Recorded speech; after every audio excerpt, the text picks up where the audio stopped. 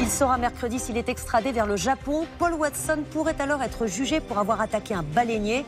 Il nous a accordé une interview exclusive depuis sa prison au Groenland. Ce sera le document du 20h. La justice du Groenland devrait décider mercredi de maintenir en détention ou non le défenseur des baleines, Paul Watson, dont le Japon a demandé l'extradition. Le fondateur de Sea Shepherd, interpellé le 21 juillet, était recherché par Interpol.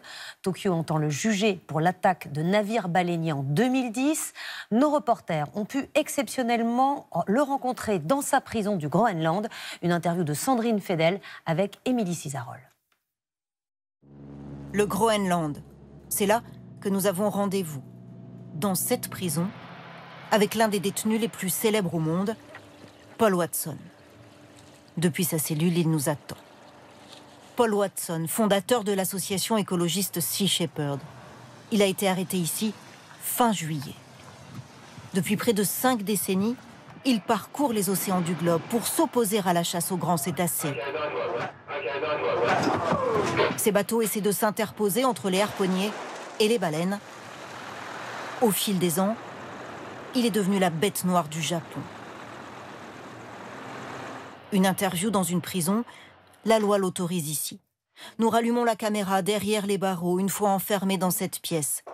Une petite chambre, là où d'habitude les prisonniers reçoivent leurs enfants. Après quelques minutes, un gardien amène Paul Watson. Enchanté. Paul Watson est en détention provisoire depuis plus de 2 mois. Il attend là de savoir s'il sera extradé ou non au Japon. S'il m'envoie au Japon, je mourrai au Japon, c'est un fait. Je n'aurai pas un procès équitable et je ne survivrai pas dans leur système carcéral. Je suis une personne très détestée là-bas.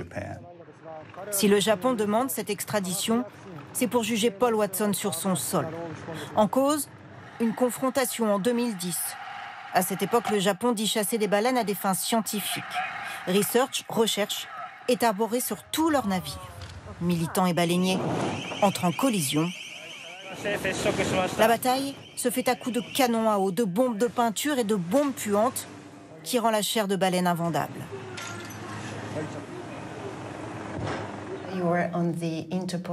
Vous figurez sur une notice rouge d'Interpol émise à la demande du Japon. Selon le Japon, lors de cette campagne, des membres d'équipage ont été blessés. Personne n'a été blessé.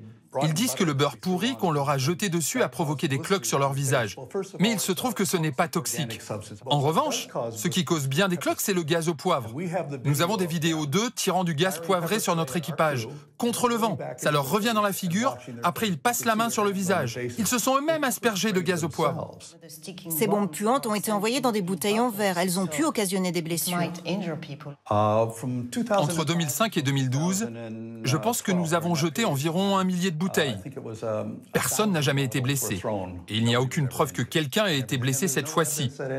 Ils n'ont d'ailleurs pas déclaré avoir été coupés par du verre. Ma politique depuis 50 ans est ce que j'appelle la non-violence agressive. Autre accusation figurant sur la notice d'Interpol, l'entrave d'activités commerciales par la force. Empêcher leurs activités commerciales?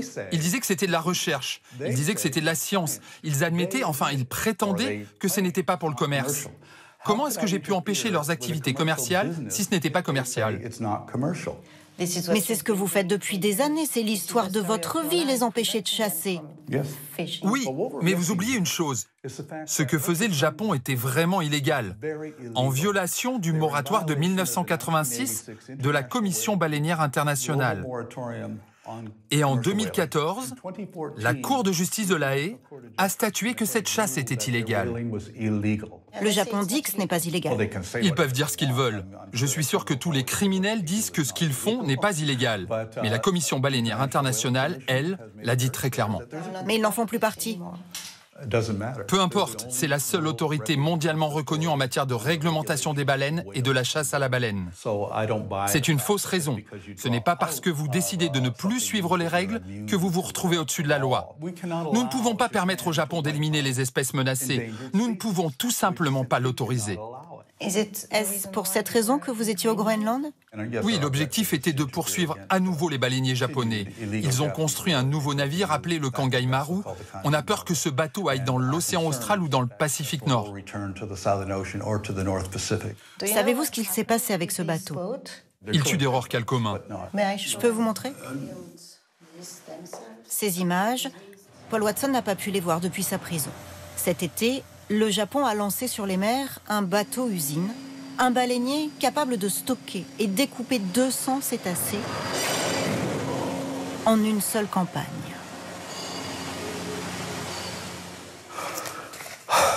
Yes.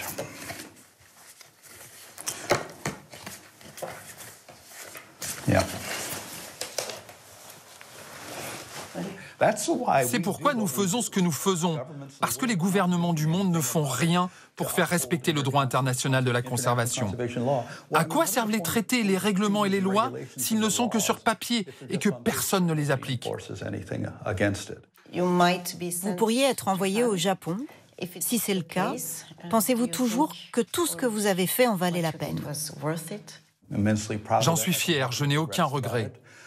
J'ai pris des risques incroyables durant tout ce temps, et je prends toujours ces risques. Je pense qu'ils en valent la peine, car si nous ne pouvons pas protéger les baleines, les dauphins, nous ne pourrons pas protéger la vie sauvage dans l'océan, et l'océan n'y survivra pas. Si l'océan meurt, nous mourrons avec lui. Nous ne pouvons pas vivre sur cette planète avec un océan mort, c'est aussi simple que cela. Merci. Pirate écolo ou criminel, la France a choisi. Elle demande au Royaume du Danemark de ne pas l'extrader vers le Japon. Mercredi prochain, un tribunal décidera de le maintenir ou non en détention en attendant une possible extradition.